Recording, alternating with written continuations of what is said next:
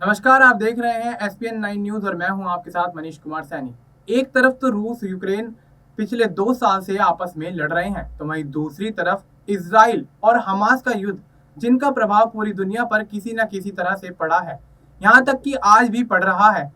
वहीं अब एक और मुसीबत टकटकी लगाए पूरी दुनिया को देख रही है। जी हाँ, हम बात कर रहे हैं ईरान और इसराइल के युद्ध की। क्या ईरान इसराइल युद्ध के रूप में पूरे विश्व में नई मुसीबत सामने आ रही है? पहले से ही चल रहे रूस यूक्रेन युद्ध और इसराइल फिलिस्तीन संघर्ष के बीच नई ग्लोबल उठापटक ने सबकी चिंताओं को बढ़ा दिया है। वैसे अगर बात करें भारत की, तो इस संकट से भारत भी अछूता नहीं रहेगा। एक दिन पहले भारत के विदेश मंत्रालय ने एडवाइजरी जारी कर ईरान और इसराइल के जाने के प्रति भारतीय नागरिकों को सचेत किया था। इसराइल से जुड़े एक कार्गो शिप पर भी ईरान ने कब्जा किया है। इंडियन डिप्लोमेटिक सूत्रों के मुताबिक विदेश मंत्रालय को यह जानकारी मिली है कि उसमें 17 भारतीय नागरिक भी हैं।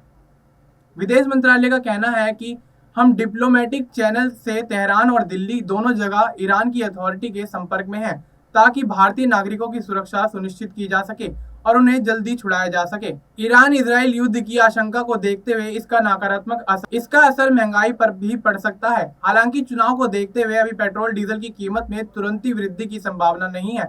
साथ ही ग्लोबल सप्लाई चेन भी इससे प्रभावित हो सकती है। Defence expert major general Ashok Kumar कहते हैं कि अगर इसराइल और ईरान का भी संघर्ष शुरू हो गया तो भारत के डिफेंस सप्लाई पर असर पड़ सकता है। रूस और यूक्रेन संघर्ष के बाद रूस से आने वाली सप्लाई पर असर हुआ, तो भारत ने विकल्प के तौर पर यूएस, इसराइल और नाटो देशों को देखा। लेकिन अगर इसराइल ईरान संघर्ष होता है तो उसमें यूएस की एंट्री तो होगी ही।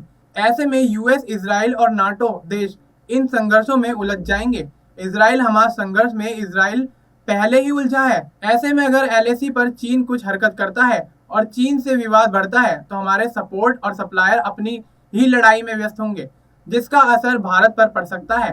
वैसे भी इसराइल और ईरान दोनों भारत के लिए अहम है।